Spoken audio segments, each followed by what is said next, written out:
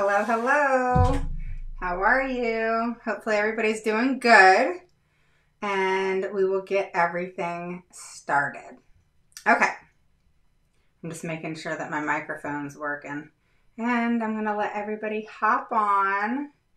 Hello, hello. Make sure you say hello. Make sure you post a 1 below if it's your first through third time catching me live. Post a 2 below if it's your oldie, if you're an oldie but goodie. Like I can't even talk already. All right. Look, you guys see my, I got a chair, I have a stand-up desk now. You guys know I got I redid my office. But I got one of those chairs, even though I don't play games on my computer, I got one of those really cool chairs, and it, massages your back. It's so cool. Just thought you guys wanted to know that. So, for those of you who don't know me, my name is Raven Woods. I'm the CEO and founder of Autism Mama Rocks IEP, and I help parents gain the knowledge and the confidence to become the CEO of your IEP meeting. So, yesterday, we talked about the pretty messed up things that are going on in today's educational system. Not that we don't have enough on our plate with COVID and things that have changed and all of those things. Now we have the fact that teachers aren't qualified and schools and school districts and principals and administration and everybody seems to not know what they're doing. Go figure. So with that said, we're going to continue. So if you haven't seen yesterday's live, just go watch it. Okay. So it's too much to put into, a small amount of discussion. Okay. So make sure you guys share this. And I'm going to talk about, what the General Assembly and, all of the legislation has said. Hello, Elizabeth. To go through in regards to making some changes. As you know, we talked about, all of the pretty messed up things that's going on. The fact that provisional teachers are being allowed to teach special education because there's a shortage. Not that any one person can control that. However, that's scary, right? And the fact that I'd rather know, if somebody, is not licensed, I want to know, So with that said, we're going to start with recommendation number 1. So again, post a 1 below if it's your first through third time catching me live, okay? Post a 2 below if you're an oldie but goodie. And Erin, if you want, you can share this into the group. I don't know if you have to do it, if you do it now or if you do it when I'm done. I don't know. Hi, Pamela. How are you? Welcome. Where are you from? And those of you who are joining, make sure, I still have a bunch of people to add. But so basically what I want you to do is you need to go to search and click Autism Mama Rocks IEP group so that you guys can join the group. I have a bunch of people I'm still adding. I've been kind of crazy. I was in an IEP today. But after this week, things chill out, thank goodness, because it has been crazy making up for when I had surgery in September and October. So with that said, and I know a couple of you have messaged me, I do have openings right after the holiday. So if you're needing an IEP makeover or if you're needing me to take over and get everything you need and go to your IEP with you and so on and so forth, PM me and I will get with you. And I've already scheduled some people and January is filling up, but I do have some spots available. So PM me. I am, like I said yesterday, going to be doing a course face-to-face, okay? It's something you're going to have to jump at because a lot of people are interested. And basically what I'm going to be doing before I hop into today and the recommendations is I'm going to be teaching present levels, how to get them right, what they should look like, what you need to be looking for, and how to create your goals from your present levels, which is where they should come from, and then how to write goals where you, bam, you see a draft goal, you know how to rewrite it in a heartbeat, okay? No, you're not even going to have to think about it. It's going to be something that I want by the time you're done with the course. It's going to be like a 6-hour course where you're face-to-face with me on Zoom. We can talk and chat. There's going to be question and answer time. There's going to be direct one-to-one training. So you're going to have direct instruction, guys. And I'm going to teach you everything you need to know in regards to writing goals. Now, when I see draft goals, as long as they're appropriate, I will just rewrite them. But if I know that a child needs, and this is what I'll teach you, if I know a child based off evaluations or present levels, etc., data, needs something more, then I'm going to add more. Because if a school system is giving my child one goal in math and that's where they're struggling, that doesn't make sense. So then we're going to add math goals. So I'm going to teach you how to do that too. Okay, so that is coming out. I'll probably be putting it out right after the holiday, beginning January.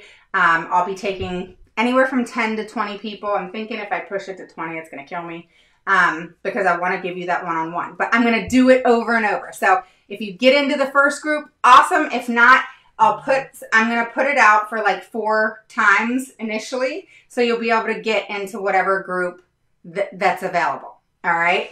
And so it'll be a good thing for you to learn. So if you're interested, you can PM me and I'll make sure you get that right away. And we'll go from there. Okay.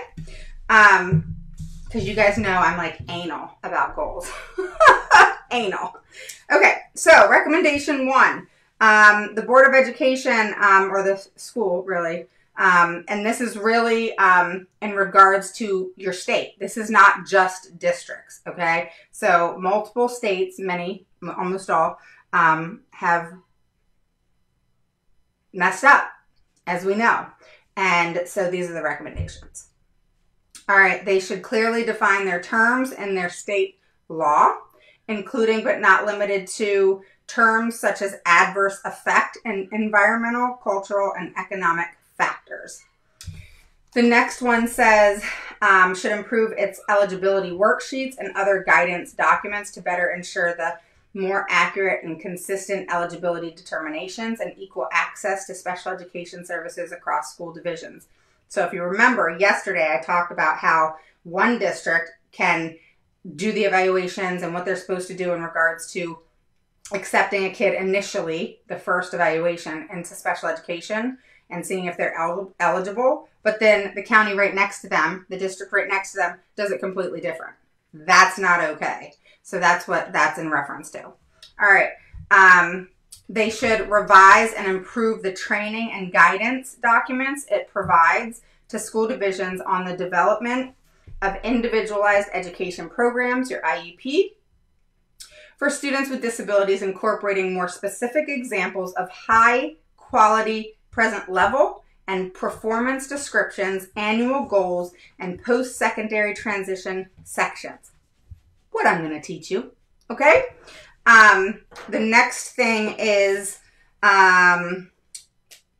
develop a required training module for individuals participating in the IEP meetings that comprehensively addresses and explains in detail each team member's respective role in the IEP meeting, the IEP meeting development process, and components of effective IEPs. I mean, these are the things that our schools are being ordered to do now that they should already know, right? That we are supposed to have confidence in that they do, but they don't.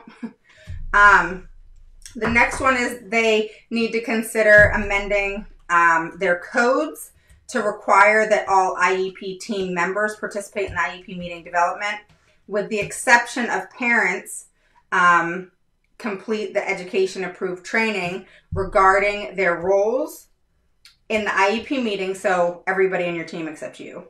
All right. The IEP development process and components of effective IEPs prior to participating in the IEP process and at regular intervals thereafter. So basically it's just saying that they need training. Then it says the General Assembly may wish to consider to require that school divisions provide a draft individualized education program, IEP, to parents at least 2 business days before the IEP is scheduled if a draft is developed in advance of the meeting. All right. So drafts actually don't have to be provided. All right. I like them, but they don't have to be. And they need to have draft written on them. All right. The next one is to conduct structured reviews of a sample of an individualized education program. from sufficient large sample of school divisions annually to verify that the IEPs are in compliance with state and federal laws and regulations and are of high quality. The state should provide a summary report of the review's findings and required corrective actions to the review divisions, superintendents, special education directors, school board chairs and vice chairs, and local special education advisory committee. All right. So this is crazy. All right. That what is happening, if you recall from yesterday, the states aren't finding complaints. You know how I told you I make a complaint a certain way? Well, states aren't finding complaints and having them be founded when they should be. All right. So now they're talking about how this needs to be corrected. All right. Then it says they may wish to consider including language in the Appropriation Act directing the DOE to develop and maintain a robust statewide plan for improving its ongoing oversight of local practices related to transition planning and services. As you know, once your child goes into high school, usually around the age of 14 to 16, they have to have what's called a transition plan. Okay? So next, it says to develop and maintain a robust statewide plan for improving its ongoing oversight of local practices related to transition planning services, technical assistance, and guidance provided to post-secondary transition. This is so boring, guys. All right, but I told you guys I would give you the recommendations.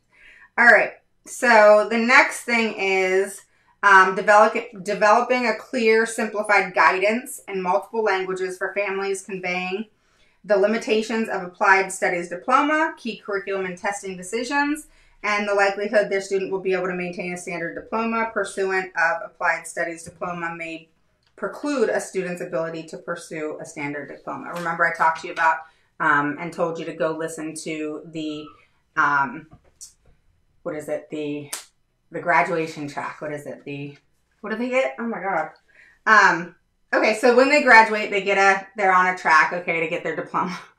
Totally brain fart. And then there's basically an assessment plan that is accommodated and it's modified. And then you have what I call the zero track, which is basically no track at all.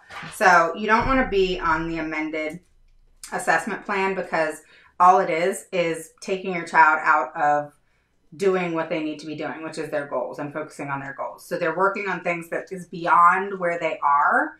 And it's not cool, because like I told you guys yesterday and have told you in, other lives, my daughter was doing algebra when she was barely doing, carrying over in subtraction because your states require for alternative assessment children to do certain academic areas and do things during their school day. And then that is sent to the state. All right. And who knows if it's fabricated? I've never seen it, or I didn't see it until I started becoming knowledgeable in what it was and saying, hey, I want to see that. Send it to me, And so the state requires certain things for the alternative assessment. And your child has to actually do that stuff, which takes away from them working on their goals. And then they're doing stuff that is beyond their scope.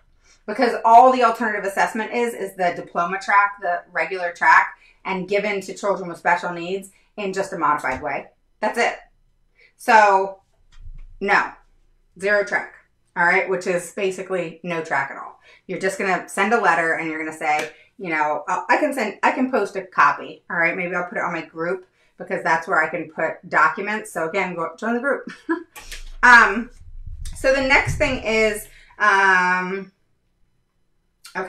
its regulations of general education K through 12 teachers preparation programs to ensure graduates are required to demonstrate proficiency, differentiating instruction for developing students and depending on their needs, understanding the role of general education teachers on the IEP team, implementing effective models and collaborative instructions, including co-teaching, and understanding the goals and benefits of inclusive education for students.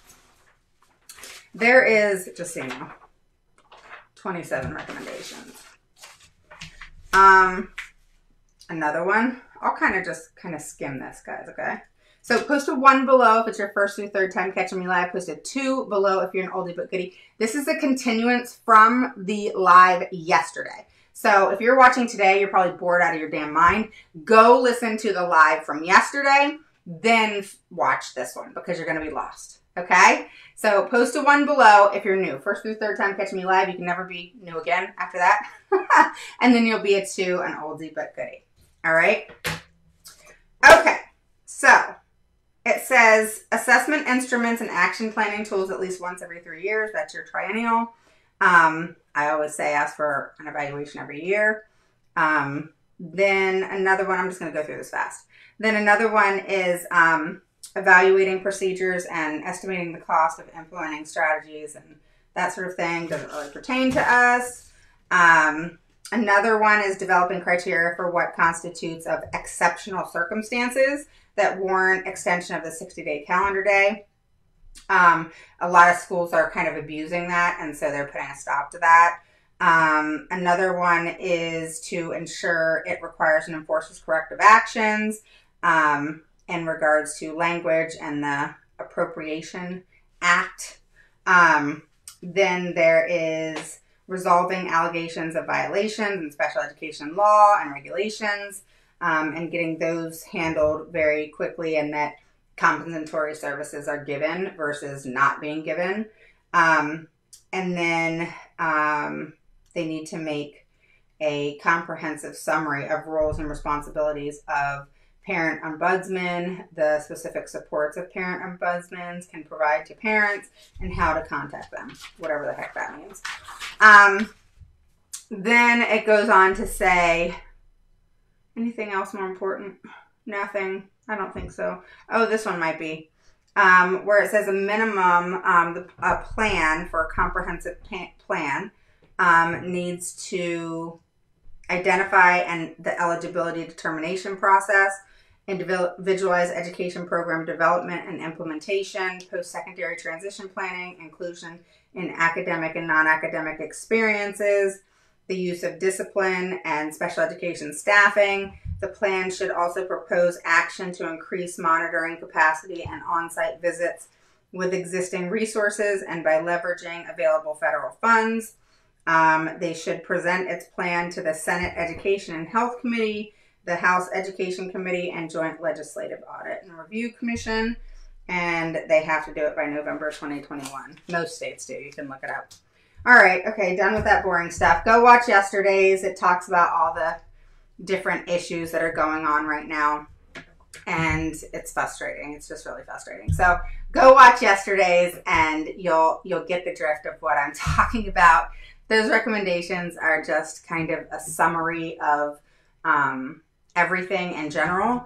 I actually have, let me see. Yeah, I don't have it right now. Okay, so basically there's a huge packet that I have that goes over everything. It's crazy, guys, crazy. Like I have all my papers over here. Let me see. Oh yeah, here it is. This is how big it is. This is the main thing. All right. Oh, and look, this is the benefit of working from home. I got my yoga pants on with my shirt. Yeah, that's my daily. Okay, I'll show up in an IEP and I have, you know, a decent shirt on and I got my yoga pants or shorts or whatever. Okay, so now that you guys know my secret. All right, so real quick, I want to touch base on the PriorWritten Notice. All right, so the PriorWritten Notice, they're changing the name to, I don't know what it's for. I don't know why it's the purpose of it. There isn't a purpose of it. So for example, the PriorWritten Notice is anytime there's certain times that it has to be given to you. They're very, very, very, very important. Okay, so it's a considered notice after every IEP, after any change, after a change they want to make, etc. Okay, so they have to provide it within 10 days after an IEP.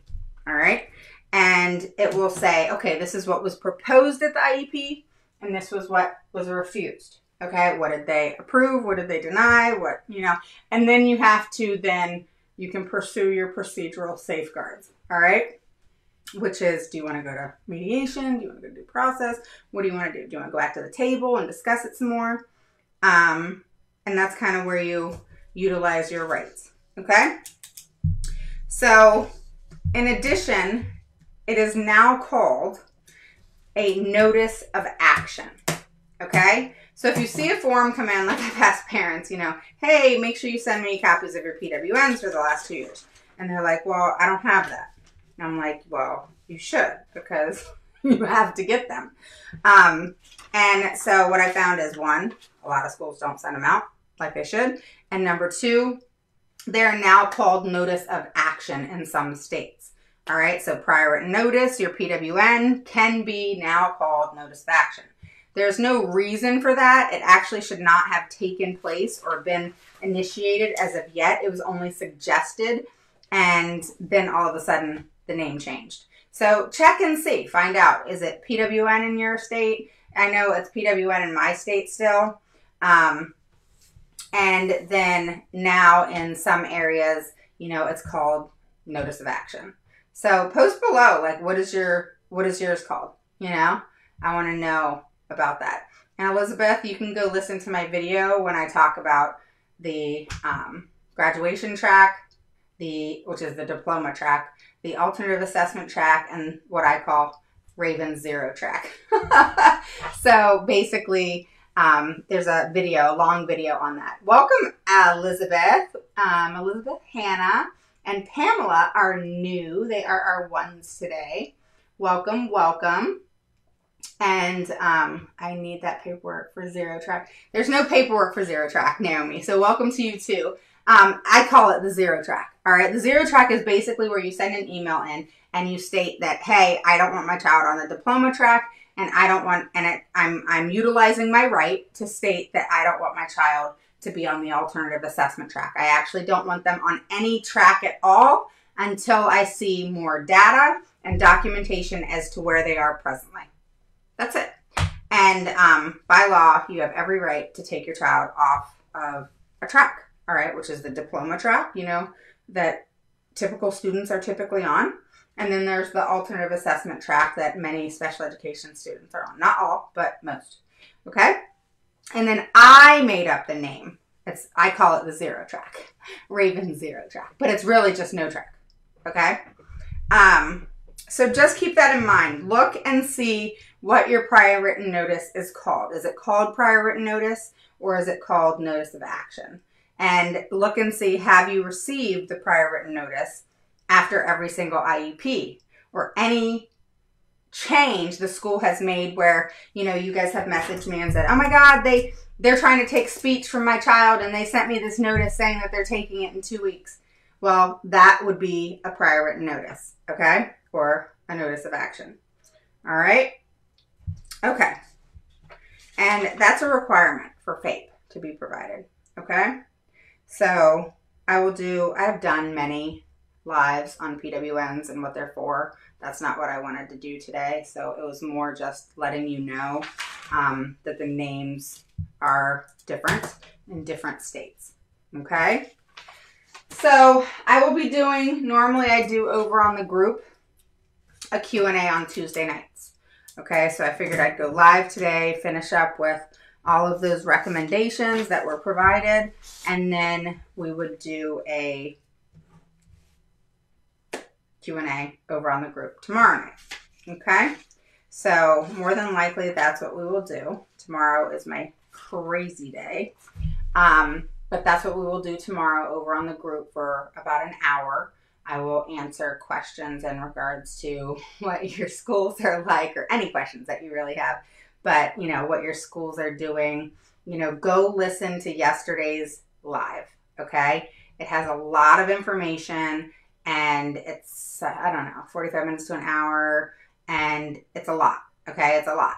So maybe listen to it in 15-minute increments, but you want to listen to it because that's going to bring about a lot of questions that you may have and what is going on today. So I don't know about your states, but, you know, many states, COVID is going up. I don't know why. It's so confusing. But it's important to remember, because of COVID, there's going to be a result. Okay, so your child may be going through a rough time because they don't learn virtually. All right. Well, the problem is they're not more than likely learning. They may be staying the same. They may be regressing. I have not talked to many parents where they've said that their child is progressing. I would love to hear from parents who have stories of their children in the virtual setting who have made progress. I'd love to hear a success story. So if you have them, PM me. I would love to hear that story, because it's always nice to have that positive, right? So because of COVID and the fact that all of this is going on, more than likely for most children with special needs, progress is not being made. And guess what's going to happen once they get back into school? For those children who have behavior issues, oh my God, I don't even want to know what's going to happen. You know, for children who have autism or transition issues, oh my God, I don't know what's going to happen. I mean, it's almost like we're going from horrible to World War III, you know? Think about it for a second. All right, your child may, I don't know, and I want to hear the success stories, or may not be learning at all, may be regressing, may not be getting certain services and accommodations, all of these things, which, by the way, they should be. And then you have, they're going to eventually go back to school. Then you have that transition issue, because most children, not all, but most children with special needs have issues transitioning. So they're going to go from home and whatever that schedule is to school and a lot more structure. Oh my God. You know, talk about meltdown central, right? And then you have what? What's happening with that transition mess? Still no learning. Still no implementation. More than likely, FAPE still not being provided because there's adjustment and transition and a big, huge mess and cleanup of virtual learning. So that's going to take us to what? December of next year, if they start, just say in August, September. So that's going to take us to what? December, to just get things normal again, if you will. And then what? What's going to happen after that? We don't know. So that's why right now, over Christmas break, in the spring, in the summer, you better, if there's any advice that I'm going to give you, you better get your IEP on point. That is the verbiage. I go through every single page by page, you know. I've had parents say to me, like, what are you doing? You know, like they're trying to figure out where my brain is, you know. And, you know, I go through each page and I catch things that even a parent who has questions, before they even say anything, I've already caught it. And so it's important how your IEP is written, which is why there's so many problems right now. It said, go listen to my yesterday live. It specifically said most states are struggling with writing proper and adequate IEPs because the knowledge base of teachers, staff, even administrators is lacking. That is what it says. That's not from me. That's not from your state. That's actually from who goes and reviews your state and what is going on to see problems and what's happening, okay? And you can see it in every single state. There's a write-up, all right, from legislation. Different states, they're called different things, and they go to, say, Oklahoma. They go to, you know, Michigan. They go to all these different places, my state, Virginia, and they look at the educational system. And then that's when they state what are the problems. They create a summary. That's that big packet that I was showing you. They create recommendations. They state what all the problems are. And they don't hold back. It's not like the state, where they'll protect the state. I mean, they even go after the superintendent of the DOE for your state. All right. And name them and say, this is what's not happening. All right. And I love that, because then at least people are called out and hopefully they make some changes. So I can't encourage you enough to get your IEPs on point. Okay. I guess that's what keeps me so busy, is helping parents and getting their IEPs on point, and also taking over so that they then learn how to do the whole process, which is the emailing, discussing with the team, getting your FERPA request, getting your evaluations and what evaluations to ask for, going to your IEP meeting with you and you seeing the whole process, and then you gain the knowledge of what needs to transpire the next time around. And it's just important to learn. You don't want to go those 6.5 years like I did. Okay. So does anybody have any questions real quick before I hop off here? I just wanted to give you guys the recommendations like I promised. And hopefully you can take them or leave them. I think yesterday's was more important, but I said I'd give you the recommendations. So each state has to make corrections. All right. And it's important for them to make the corrections. And it's important for you to call them out on what you are knowledgeable about, and to let the team know that you know about this. All right. And the lack of education and highly qualified teachers, and the lack of training that they're getting. And it's not the teacher's fault per se. It's not, but at the same time, it's necessary. It has to happen. It has to happen. That's another reason why many kids are not being provided FAPE, because there's not that understanding of an IEP. Gen Ed teachers will say that they've seen the IEP, but many have not. All right. Many special ed teachers do not know how to read an IEP, or let alone write one. And, it's important, which is why many are here on this page, because they want to learn more. Now, I love that, because that's totally my personality. If I don't know something, by golly, I'm going to go find out. I'm going to make sure I find out how to do it, what I need to do, how to implement it, whatever it is I have to do, because guess what? None of us know everything. And so my thing is if I don't know, I'm going to find out. And so that's what's important, is not so much that they know or don't know.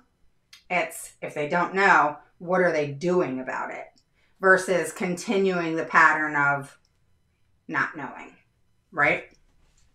All right. So we will do the Q&A tomorrow over on the group. So put in the search bar, Autism Mama Rocks the IEP group. All right. Make sure to share this. At the end of every month, I do a giveaway. Or giveaways, I should say. And so that's a lot of fun that night, where I'm giving away gifts and stuff like that, just for sharing, just to share the love to everybody. And, my goal when I teach things, that you pay it forward, and we go from there. So I'm also getting together. It's going to be a series, because as you know, my pet peeve and a issue I think is across the board for many kids is reading. Dyslexia, dyspraxia, apraxia, etc. And just learning disability in reading. So I'm creating a series to go through all of that with you, what you need to do, what is important, how you get the diagnosis or diagnoses, and then how you proceed. Or if you don't have one, it's just a learning disability, it's the same process, all right? And it's just very important, because things aren't happening the way they should, all right? And many children who have trouble with reading have trouble with math. Not all. I've actually seen where they're really good at math and don't have their reading. But statistically, it's shown, especially when they get to certain type of math, they have issue. Like, for example, word problems. Even algebra. Because you have to somewhat read what it's saying to be able to then solve the problem. So dependent on where they are in their math and what they're working on is where they'll have difficulty based off their inconsistencies or lack of knowledge in reading or inability to read. So we will be talking about that very soon, right after the holiday as well. That's going to be a pretty big series. I'm going to spread it out because there's so much to talk about. Someone just gave me a mean face. Cool. And then, we'll go from there. Okay. So, I think it's important to know, that you need to go back and read or hear what I had talked about yesterday so that you can understand some of those recommendations that I kind of read off that was boring as all get out today. Okay. What's funny is like, I always get like, not always, but every once in a while I get one like mean face. And it's because, I'm a teacher. My daughter's a teacher. I'm not opposed to teachers. I'm obviously for them, but I also know that there's a lack of knowledge in many different areas. And some teachers don't like to hear that. And that's just tough because that's what it is. I'm not talking about you. I'm talking about in general. And so, and it's obviously not just me because it was written up in a huge summary. So, it's not just teachers, it's service providers and administrators. And a lot of the issues start from the top and then dwindle down. And that's unfortunate. Okay. So look at your IEPs, make sure that they're on point. If you need help, let me know and let's get this together, because if you don't and your child goes back to school and your IEP is not on point and your IEP doesn't say both virtual and in person, or you can specify this is just in person. Okay, so say your child has a one-on-one and you only want it to be in person and not online where they're sitting online, that's fine. Just state that in the school setting. Don't say educational setting because home is educational setting right now. So you want to say in the school setting. All right. So I will talk to you guys soon. Did you guys have any questions at all? What's your birthday, Erin? January 11th?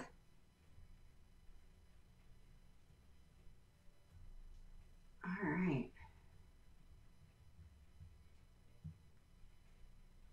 Thanksgiving holiday, traveling to different areas was a big factor in COVID increased cases. Christmas, yeah. Schools like to argue. I need to print out my rates. Well, you don't want to print out your rates. That would be a lot of pages. So, I mean, you don't want to print out idea. That'd be crazy. Upstate New York, they still call it PWN. Just reading the reopening information on our district reopening page. They also listed about special education. Yeah, everybody does tracks. So you have, Erin, you do the diploma track, all right, or it's the alternative assessment. Okay, so Colorado has PWN2, North Carolina. I think I read California. Yeah, most still do PWN. Arkansas does notice of action. I know that. I went back and forth with an attorney where he said, oh, alternate, because I said the parent wanted to not be on a track. He said, oh, it's law that, they have to be on a track. So then he proceeds to send me the state code of how it is law to be on a track. And it had nothing to do with the alternative assessment track. It was the diploma track and the assessment track in regards to that. It had nothing to do with special education students and the difference between, what is done there, like gen ed kids versus special ed kids and being on the right track or no track at all. So, I kind of won that one, but, it's important to understand your laws because, the schools will bring in attorneys. Well, they always do with me. And, they'll come and claim and shoot out things from their mouth, not knowing what they're talking about. And so it's important for you to know the laws, because if you don't, you're not going to catch it. So that's very important. All right. Hi, Chantel. Hi, Erin and Marlene.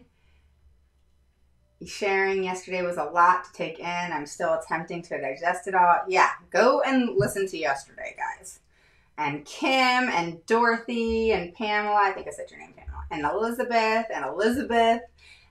Welcome, Elizabeth Hannah. I think I said that. Hey, Lori. And then we have Carrie and Naomi. And welcome. I think I said that, but welcome, Carrie. And Naomi. Or not Carrie. Not welcome, Carrie. You're old but goody. No, welcome. And welcome, Naomi. Welcome, Kristen. Cynthia.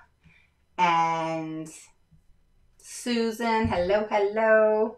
All right. So we have a lot of new people. So that's awesome. So let me know if you have any questions. I want to make sure that I can help you. Let's make sure your IEPs are on track.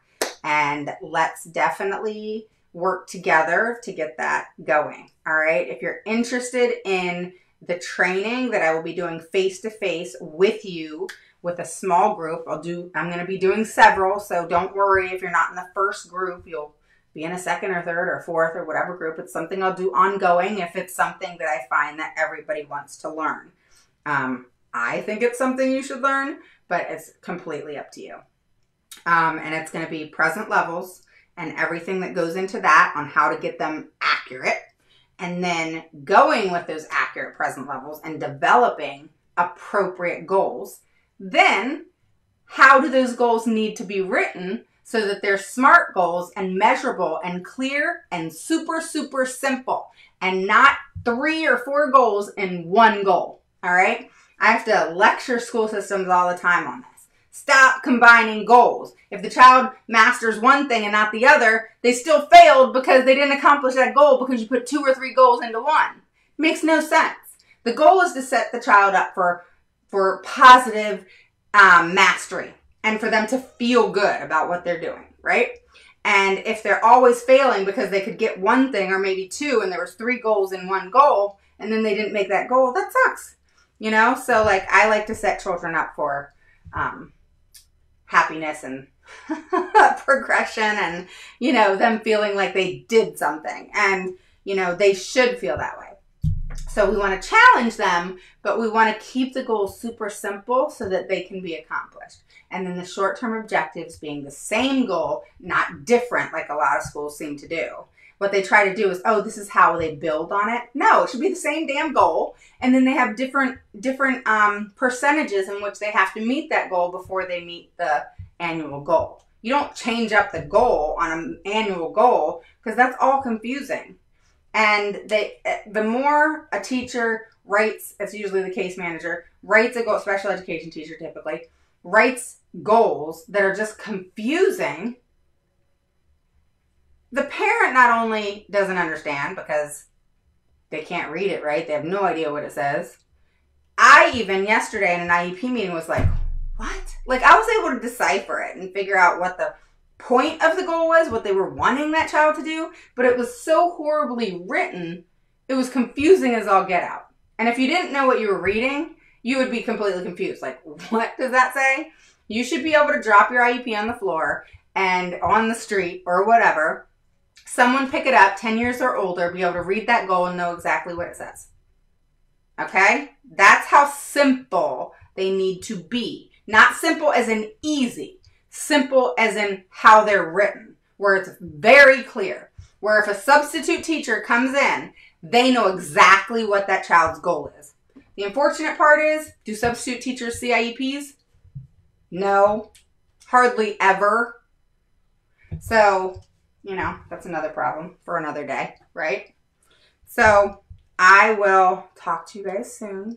Definitely join me tomorrow for the Q&A. It will most likely be at 8 o'clock, okay? 8:30. Let's say 8:30, all right? Don't quote me on that. But yes, 8:30 to 9:30, 10 o'clock, we will do a Q&A in the group. All right, so go to Autism Mama Rocks IEP group in the search bar. If you haven't joined the group, join the group so that you can be in the Q&A tomorrow. Plus, that's where a lot of documents will go. I can't do that on the page. So that's where a lot of personal things go. That's where a lot of conversation happens. Where here, it's more where I'll go live, but I'm also going to start going live more in the group, and that's where I'm doing the Q&A. Okay? So I'm bringing people over, but you have to know that I'm not going to always go live here. All right? And the group is the only people that will get the Q&A. All right? So I will talk to you guys soon. You guys are quiet today. Quiet. I know it's early too for many of you. Like you California people, it's what, 6, 5, 4, 3:40, something like that? So, all right, guys. So have a wonderful evening. PM me if you need anything. I have a couple openings. I want to say it's 5 openings for January. I think that's it. So PM me and we'll get things going because I want your IEPs on point and I want you to have an amazing IEP come the new year. Okay? So I will talk to you guys soon. Have a wonderful evening.